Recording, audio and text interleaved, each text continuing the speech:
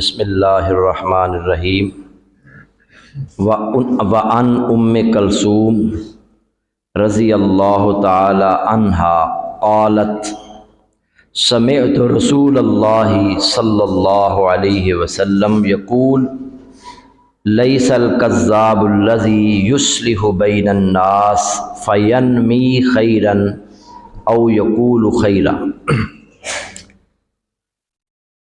یہ حدیث بخاری اور مسلم دونوں کتابوں کے اندر موجود ہے، متفقن علیہ حدیث۔ سیدہ ام کلثوم رضی اللہ تعالی عنہا بیان کرتی ہیں کہ میں نے رسول اللہ صلی اللہ علیہ وسلم کو فرماتے ہوئے سنا، لیس الکذاب الذی یصلح بین الناس، لوگوں کے درمیان صلح کرانے والا جھوٹا نہیں ہے، فینمی خیرن، وہ خیر کی بات پہنچاتا ہے، او یقول خیرن، یا خیر کی بات کہتا ہے۔ یعنی دو بھائیوں کے درمیان، دو خاندانوں کے درمیان، دو جماعتوں کے درمیان صلح کرانے کے لیے وہ اپنی طرف سے باتیں پہنچاتا ہے۔ ایک نے بات وہ نہیں کی، دوسرے تک پہنچاتا ہے تاکہ ان کے درمیان صلح ہو سکے۔ تو یہ جو اس نے جھوٹ بولا ہے، اپنی طرف سے خیر کی بات پہنچائی ہے تاکہ ان کے درمیان صلح ہو سکے، یہ جھوٹ نہیں۔ یعنی اندازہ کریں کہ صلح کرانا اتنا بڑا عمل ہے کہ اس سے جھوٹ تک بولنے کی اجازت صلح کرانے کے لیے، حالانکہ جھوٹ کبیرہ گناہوں میں سے ہے، مگر مسلمان کا آپس کے اندر اتفاق اور اتحاد سے رہنا یہ اللہ کو پسندیدہ ہے، یہ اللہ کو مطلوب ہے۔ اس لیے اللہ کے رسول صلی اللہ علیہ وسلم نے صلح کرانے کے لیے جھوٹ بولنے کی بھی اجازت دی ہے۔ ایک اور حدیث ہے، نبی صلی اللہ علیہ وسلم نے فرمایا 3 جھوٹ جائز ہیں، 3 جھوٹ جائز ہیں۔ نمبر 1،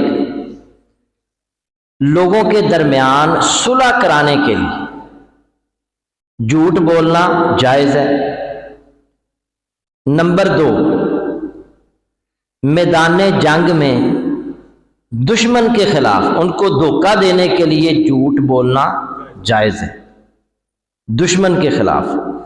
اور تیسرا، بیوی کو خوش کرنے کے لیے جھوٹ بولنا جائز ہے۔ اب یہ جو خوش کرنے والی بات ہے نا، وہ کیا ہے؟ کہیں ایسا نہ آپ سمجھ لینا کہ بیوی کے لیے سوٹ آپ لے آئیں 1000 روپے کا اور کہیں کہ قاری صاحب نے کیا سی جھوٹ بولنا جائز ہے، آپ کہیں 5000 کا لے کے تو بیبیاں نو پتہ ہوندا کنے دا ہے پھر تہاڈی خیر نہیں۔ جھوٹ کون سا بولنا جائز ہے؟ مثلا اس نے ہنڈیا پکائی ہے، آپ کھا رہے ہیں، ساتھ کہہ رہے ہیں کمال کی ہنڈیا پکائی ہے، بڑا مزہ آیا ہے، ایسی ہنڈیا تو کوئی پکا ہی نہیں سکتا، تمہارے ہاتھوں کے اندر بڑی لذت ہے۔ یہ اس طرح کے جملے جو ہیں یہ تعلقات کو مضبوط بناتے ہیں، دونوں کے درمیان بڑی محبت پیدا ہو جاتی ہے۔ بڑی خوبصورت لگ رہی ہو آج، یہ سوٹ تم پر بڑا جچتا ہے۔ تو اس طرح کی جو باتیں ہیں تاکہ دونوں کے درمیان تعلقات مضبوط ہوں، یہ جھوٹ بولنا جائز ہے۔ چاہے اس سے بہتر بھی ہنڈیا پکانے والی ہوں گی، اس سے خوبصورت بھی ہیں عورتیں، لیکن آپ نے اسے یہ باور کرانا ہے کہ تم مجھے بہت پیاری لگتی ہو، بہت خوبصورت لگتی ہو، میں تم سے بہت محبت کرتا ہوں۔ اس طرح کے جو جھوٹ ہیں یہ جائز ہے۔ تو صلح کرانے کے لیے جھوٹ بولنے کی اجازت ہے۔ اللہ تعالیٰ نے قرآن میں فرمایا وَالصُّلْحُ خَيْرٌ، سورہ النساء میں فرمایا کہ صلح میں خیر ہے، صلح میں فائدہ ہی فائدہ ہے۔ صلح میں اگر آپ مخالف کی تمام شرطیں بھی مان لیں پھر بھی آپ فائدے میں، آپ صلح نہیں کریں گے تھانے کچہری میں بات جائے گی اور معاملہ آپ صلح نہیں کریں گے، وکیلوں کو آپ بھی پیسے دیں گے، دوسرا جو فریق ہے وہ بھی پیسے دے گا، اور پھر کتنا وقت بار بار طریقیں، اور پاکستان کے عدالتی نظام کے بارے میں آپ علم ہی رکھتے ہیں، کئی سال گزر جاتے ہیں، 40 سال، 50 سال، 100 سال کے بعد بھی پاکستان کے اندر فیصلے ہوئے ہیں، 100 سال کے بعد، اور پچھلے دنوں ایک فیصلہ ہوا 80 سال کے بعد۔ تو بہتر نہیں ہے کہ آپ اس کی شرائط، اللہ کے نبی کی سیرت ہے، صلح حدیبیہ کے موقع پر نبی صلی اللہ علیہ وسلم نے مشرکین کی تمام شرائط مان لی، صلح کر لی۔ صحابہ کرام پریشان ہے کہ اللہ کے نبی ہو کر آپ مشرکوں کی ہر شرط قبول کر رہے ہیں، لیکن آپ نے صلح کی خاطر مشرکوں کی تمام شرائط قبول کر لی، اس لیے کہ اللہ کہہ رہا ہے وَالصُّلْحُ خَيْرٌ، صلح میں فائدہ ہے، صلح میں بھلائی ہے۔ انما المؤمنون اخوہ فاصلحوا بین اخویکم، مومن آپس میں بھائی ہیں، اس لیے ان کے درمیان صلح کرا دیا کرو۔ اگر کوئی دو بھائی جھگڑ پڑے ہیں، دو خاندانوں کے درمیان لڑائی ہو گئی ہے، تو باقیوں کی ذمہ داری ان کے درمیان صلح کرانے کی۔ وَإِن طَائِفَتَانِ مِنَ الْمُؤْمِنِينَ اقْتَتَلُوا فَأَصْلِحُوا بَيْنَهُمَا، اگر مومنوں کی دو جماعتیں، اور اس سے مفسرین نے یہ بھی بیان کیا ہے کہ اگر دو جماعتیں مومنوں کی آپس میں لڑ پڑیں تو باقیوں کی ذمہ داری فَأَصْلِحُوا بَيْنَهُمَا، ان دونوں کے درمیان صلح کرا دو۔ فَاتَّقُوا اللَّهَ وَأَصْلِحُوا بَيْنَكُمْ، سورہ نساء میں اللہ نے فرمایا اللہ سے ڈر جاؤ اور آپس میں صلح کر لیا کرو۔ صلح میں فائدہ ہی فائدہ ہے، بہت سارے نقصانات سے انسان محفوظ ہو جاتا ہے۔ کتنے ہی ایسے واقعات ہمارے یہاں معاشرے کے اندر ہوتے ہیں، بندہ سمجھاتا ہے یار صلح کر لو، وہ نہیں کرتے، پھر بالآخر سارا تھانے کچہریوں کے بعد بالآخر صلح ہوتی ہے۔ ہمارے علاقے میں 50 قتل ہوئے ہیں دونوں خاندانوں کے، اور پھر بالآخر صلح کرنی پڑی ہے۔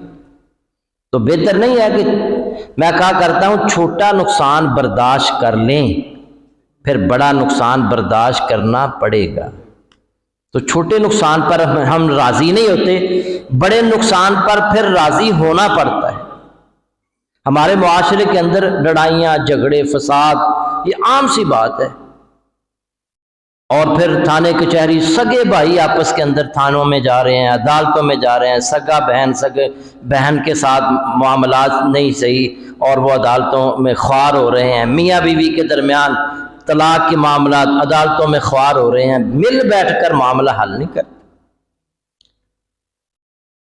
1992 میں جب یہ نواز شریف وزیر اعظم بنا تھا پہلی دفعہ، تو یہ سنگاپور کے دورے پر گیا، وہاں پر اس نے لی کوان یو ایک وزیر اعظم رہا تھا سنگاپور کا، 30 سال وہ وزیر اعظم رہا، اور اس نے جب وہ وزیر اعظم بنا تھا، سنگاپور ایک ناکام جزیرہ تھا، اس نے 30 سال میں محنت کر کے سنگاپور کو ترقی یافتہ ملکوں کی صف میں کھڑا کر دیا، اور پھر اس نے خود ریٹائرمنٹ لی سیاست سے، لیکن اس کی پارٹی نے پھر بھی اس کو وزیر بنا دیا، سینئر وزیر، تاکہ کابینہ میں مشاورت جاری رہے۔